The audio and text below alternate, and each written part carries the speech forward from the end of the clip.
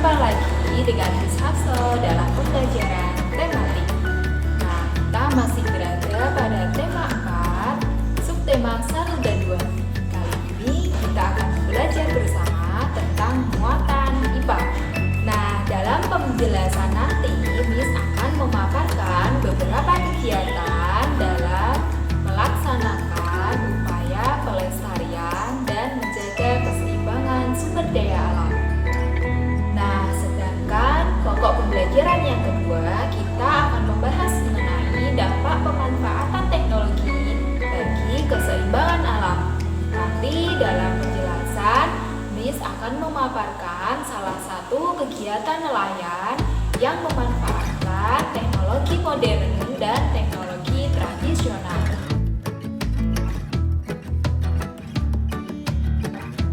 Pentingnya keseimbangan alam dan kelestarian sumber daya alam.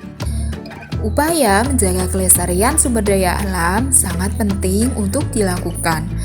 Pelestarian sumber daya alam ini bertujuan agar sumber daya alam tidak habis. Dengan begitu, keseimbangan alam akan tetap terjaga kelestariannya. Nah, berikut adalah usaha yang dapat dilakukan untuk melestarikan sumber daya alam. Yang pertama, kalian bisa melakukan penanaman kembali hutan yang gundul atau disebut dengan reboisasi. Kedua, membuat tambak ikan dan udang di aliran sungai. Ketiga, meningkatkan penggunaan sumber daya alam. Nah, ini adalah salah satu kegiatan yang dapat dilakukan dalam menjaga kelestarian. Nah, di daerah pesisir kalian bisa melestarikan pohon bakau karena pohon bakau ini berfungsi sebagai habitat makhluk hidup dan dapat menahan gelombang air laut. Kegiatan menjaga keseimbangan dan kelestarian sumber daya alam. Sumber daya alam laut. Penyebab pencemarannya diantaranya adalah limbah sungai, racun dan bahan peledak penangkap ikan, dan juga laut bisa terjadi pencemaran jika ada tumpahan minyak dari kilang. Nah, lalu bagaimana upaya pelestarian yang dapat kita lakukan? Nah, yang pertama tidak mengambil atau merusak terumbu karang dan memelihara hewan laut. Selanjutnya, tidak menggunakan bahan peledak, racun, dan pukat harimau ketika mencari ikan di laut. Berikutnya, sumber daya alam tanah. Penyebab pencemaran tanah yaitu adanya limbah pupuk kimia dan pestisida. Ada kebakaran hutan, kemudian limbah sampah organik dan anorganik, serta limbah dari pabrik yang berupa lumpur. Sedangkan upaya pelestarian sumber daya alam tanah yaitu dengan cara menggunakan pupuk alami untuk memupuk tanaman. Yang kedua, menanam lebih banyak pohon agar tidak tandus. Dan yang ketiga, tidak membuang sampah sembarangan.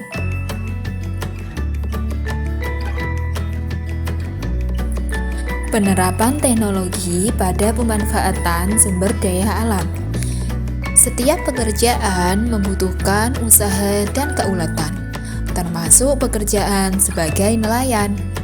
Salah satu teknologi yang dibutuhkan nelayan yaitu teknologi dalam menangkap ikan. Teknologi yang digunakan untuk menangkap ikan yaitu teknologi tradisional dan teknologi modern. Nah, berikut ini adalah beberapa peralatan yang digunakan nelayan tradisional dengan teknologi tradisional. Yang pertama yaitu ada jala atau jaring. Peralatan ini terbuat dari bahan serat tumbuhan atau hewan. Kemudian ada alat pancing. Alat pancing ini terbuat dari kayu yang dikaitkan dengan tali dan mata pancing. Ketiga ada bubu. Alat ini terbuat dari bambu yang dianyam berbentuk bulat panjang dan ditenggelamkan di dasar sungai atau laut. Yang keempat, tombak. Alat ini terdiri dari sebatang kayu, tali penarik, dan mata tombak. Tombak dilemparkan ke dalam air, kemudian tali penarik ditarik jika sudah mendapatkan ikan. Nah, sedangkan yang kedua yaitu teknologi modern. Berikut ini beberapa peralatan yang dapat digunakan pada nelayan modern. Yang pertama ada radar. Alat ini digunakan untuk mendeteksi kumpulan ikan. Alat ini membantu nelayan menemukan perairan yang terdapat banyak ikan. Kedua, ada pukat. Pukat dapat menjaring ikan lebih banyak dibandingkan dengan jaring tradisional. Ketiga, ada racun. Merupakan zat pelemas untuk ikan yang terbuat dari tumbuhan dan bahan kimia. Dan selanjutnya keempat adalah bom. Merupakan bahan peledak yang diletakkan atau diledakkan di dalam laut. Nah, kalian dapat melihat perbedaan dan persamaan nelayan tradisional serta nelayan modern dalam bentuk diagram Venn. Nelayan tradisional menggunakan perahu layar, menggunakan peralatan tangkap sederhana. Sedangkan nelayan modern menggunakan perahu bermesin, menggunakan peralatan tangkap modern, dan memanfaatkan gelombang suara atau sonar. Sedangkan persamaannya, keduanya sama-sama mencari ikan, menjual ikan, kemudian juga mengandalkan perkiraan cuaca dan gelombang laut dalam hal mencari ikan di laut. Nah, ini selanjutnya adalah dampak pemanfaatan teknologi bagi keseimbangan alam.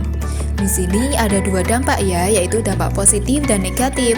Dampak positifnya bagi teknologi tradisional yaitu tidak merusak ekosistem, kemudian bahan dan alat yang digunakan mudah untuk didapat. Sedangkan nelayan yang menggunakan teknologi modern, dampak positifnya adalah hasil tangkapan nelayan akan lebih banyak, kemudian menghemat waktu dan tenaga karena menggunakan peralatan yang sudah canggih. Dampak yang kedua yaitu dampak negatif penggunaan teknologi bagi nelayan yang menggunakan teknologi tradisional, yaitu hasil tangkapan sedikit karena bergantung pada cuaca dan arah angin. Kemudian akan menghabiskan waktu dan tenaga karena peralatannya sederhana. Sedangkan dampak negatif bagi nelayan yang menggunakan teknologi modern adalah merusak lingkungan jika digunakan secara berlebihan dan akan menghabiskan biaya karena alat yang digunakan dibuat oleh Nah, lalu hal-hal yang perlu diperhatikan supaya keseimbangan alam tetap terjaga diantaranya yaitu tidak menangkap ikan secara besar-besaran, kemudian tidak menggunakan bahan peledak atau racun. Ketiga, tidak menggunakan pukat harimau, dan kalian juga dapat memperhitungkan daur hidup ikan. Setelah kalian mendengarkan pemaparan dari Miss tadi, sekarang silakan Ananda hebat semua. Kalian bisa membuat diagram Venn seperti yang sudah Miss sebutkan tadi. Diagram Venn meliputi persamaan, kemudian ada perbedaan dari pasar modern dan pasar tradisional. Nah, tetap semangat selalu ya Ananda hebat. Lakukan dengan hati yang riang. Salam Ananda Go!